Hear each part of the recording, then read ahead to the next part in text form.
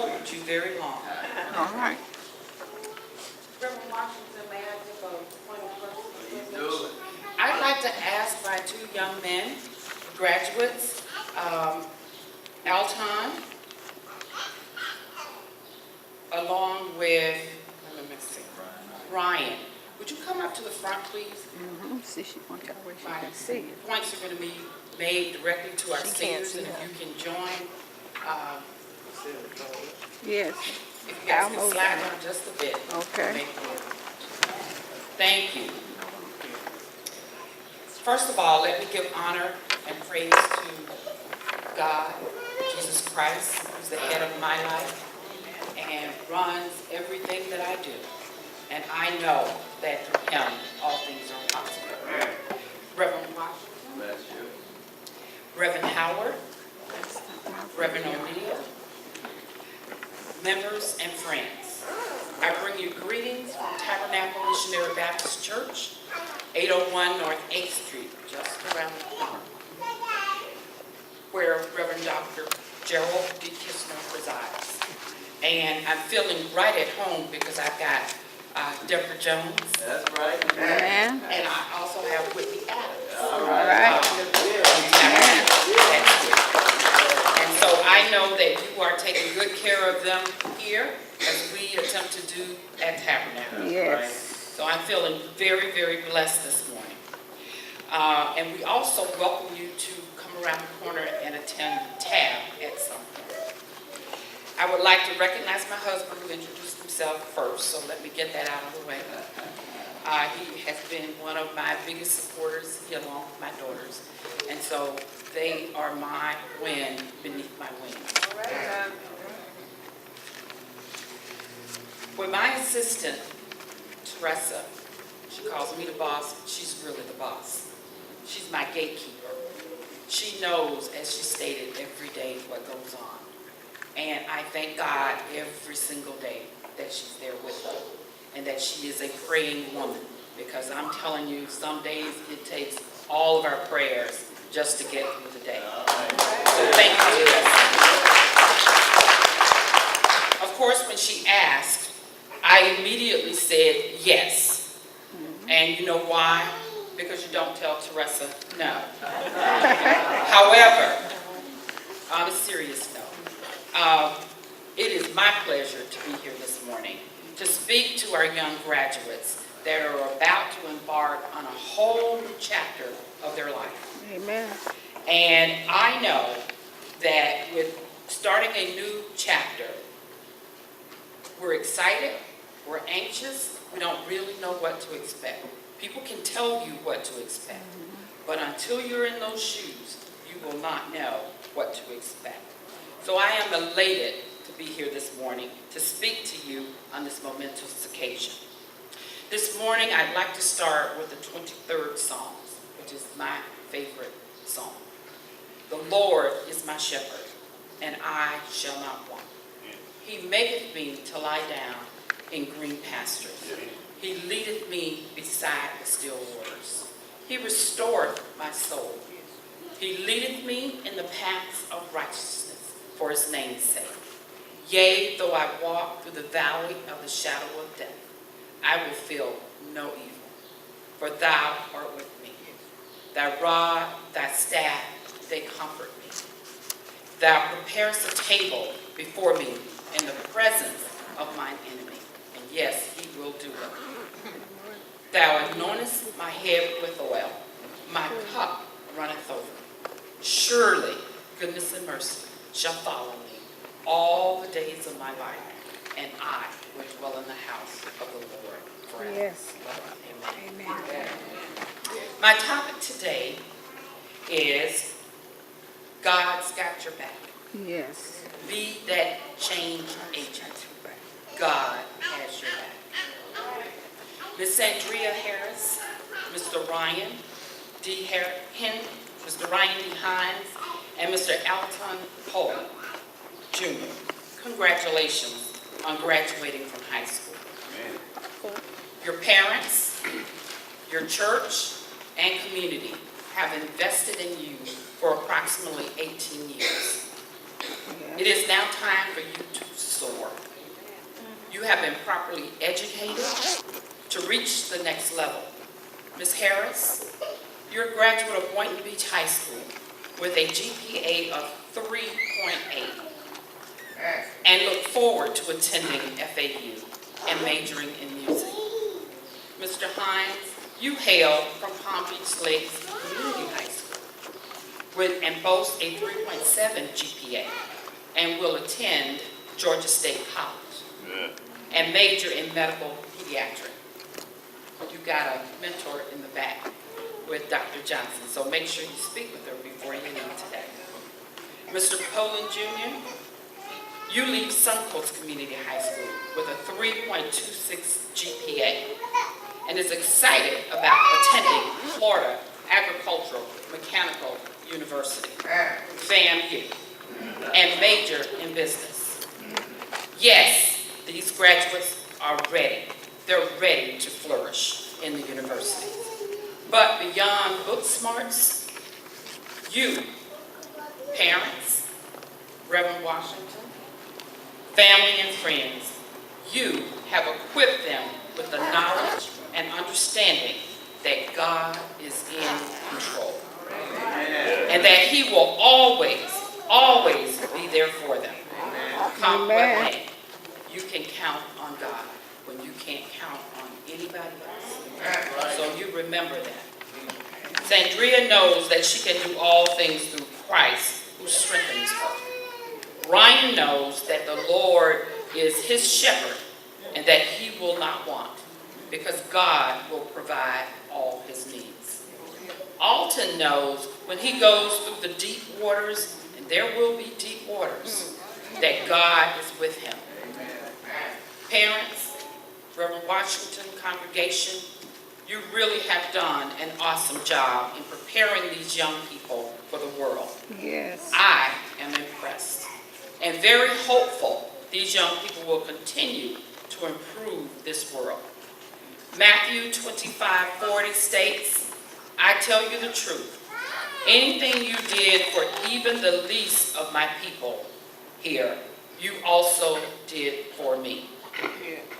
Yes, they are the ones that must teach us to love one another even more, to have compassion for the weak and the less fortunate. They will have the positive impact on bullying. And yes, they shall change the political landscape of the world that we face today. We are counting on you. So graduates, while on your journey to change the world, I would like to share with you lessons I learned along the way. The first one is that you love the Lord with all your heart. That will take you a long way in life. Even when people don't deserve to be loved. You love them anyway. Yes. Amen. Treat people like you want to be treated. Yes. Work hard. To constantly improve yourself, physically and spiritually, you must continue to work. Never, ever be afraid to try something new because you will fail. That's the only way you grow. That's right. That is the only way you grow, is that you're constantly trying something new. You're stretching. Because people are always watching. But you know what? God has your back. All right. He always does. He will give you that knowledge. If you do your part, he will do his part. Maintain your integrity. Because at the end of the day, it is all that you have. So you know what's right. You're going to have many temptations when you go off to school. Because there's no one there to say, no, don't do that. Yes, do this. Don't do that. No. It's already instilled in you. I can tell just being in this church. I grew up in a church like this with lots of love, family, people that care about you. Through your singing, your speaking this morning, I know that you have it within you. So always keep your integrity because there are, as you know, too many Facebook, too many Twitters, too many tweets, too many whatever you guys call it now. So whatever you don't want to get back to this church, to your parents, don't do it. All right. it will get out. Don't do it if you don't want it to come back. Always dream and never let anyone crush your dreams. Because God is the only man in control. Amen. Never, ever let anyone crush your dreams. We know that all things are possible through Jesus Christ. So when the negativity comes, you ignore it. You pray for what you want. You ask God to disclose whether that is the path that he wants you to have. All right. When you pray and ask him specifically to give you the signs. And tell him what signs you'd like for him to give you, because sometimes he gives us signs and we don't even recognize it. Yeah. So if you ask him for certain signs, he'll give it to you. So you'll know. You'll know to lift those knees even higher and keep pressing on.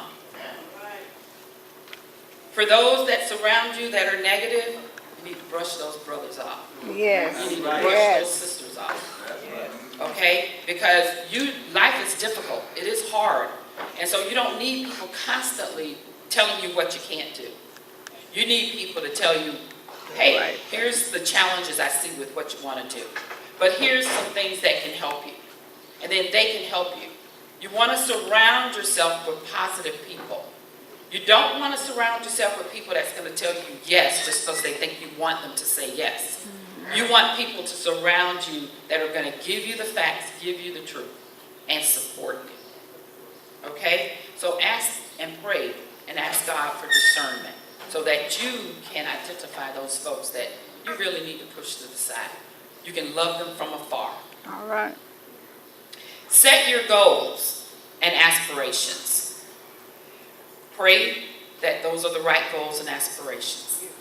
Develop a plan. When you develop that plan, work your plan. Evaluate the plan and then update it. And once you accomplish those goals, start all over again. You're never, ever sitting on your laurels. You never get satisfied with that's good enough. You're always pushing to be better. So make sure that that is what you're moving forward to. Remember, you are the change that we are looking for. We're counting on you. We want you to be our leaders. You are the change agents. And you know, coming out of high school, we need some major changes in this country. But we're going to depend and need your guidance. The unfortunate instances where we've had shootings in schools, those youth now are speaking out. They're no longer taking, that's just the way it is. They're demanding that we make it safe for them to go to school. And we should. We've got to demand of our political leaders, of our administrators, of all the folks that are in charge of our system, including our legislators, that number one, you make it a priority. Number two, you fully fund it. When we don't see them every day, their names and addresses are easily accessible. We need to write them. And I'm speaking from a parent this morning. I'm not speaking as your county administrator. I'm speaking as a parent. We've got to demand that our schools are safe and that our children are treated properly. And they are properly taught in school. We've got to demand that. How do we do that? We show up at meetings. We work with our children at home. We work with them in church, because this is the pulpit in which they learn to speak up and speak out. We teach them that in church. We go through our parables from the Bible, and they saw where when Jesus was coming up, he spoke up. He spoke up to his elders. But the Bible also tells us that we must respect our mothers and our fathers. We must respect our elders. But elders, it also tells us not to infringe on our kids. That's right. And that is not to rebuke them into pushing back on us. We have to treat young people like people. We must do that. We must talk to them. We must listen to them. And in return, that will teach them to talk to us and to listen to us as well. So again, you are the change agents we are looking for. If you don't like the way things are done in the music industry, Sandria, change it, girl. You got the power. That's right. You have the voice. That's right. Do your homework. Write to the right folks. Go talk to them. Change it. You are the future we're looking for. Amen. Ryan, in order to improve the health of people of color, especially, and in our community, join the medical industry. It's going to be tough, but you hang in there, because you can do it. Dr. Johnson is in the audience. She looks just like you. That's right. And if she can do All it, right. you can do That's it. right. Amen. Hang in there. Amen. Don't let anyone discourage you. It's going to be tough, but I know that you will reach that milestone. We don't have enough doctors and nurses in our community, but we need them so that they can better educate our community on how we can continue to grow and be healthy. I know that Ms. Johnson and her group, NCCI, have been working very hard on getting our community health clinic up in this community. And I know that they will succeed. That is a clinic that's needed in our community that will help our residents learn how to properly eat and to take care of themselves. Yes. So Ryan, you are a future change agent. So we need you to go to school and to be the best that you can be. And definitely return back to Palm Beach County so we can get our investment out of there.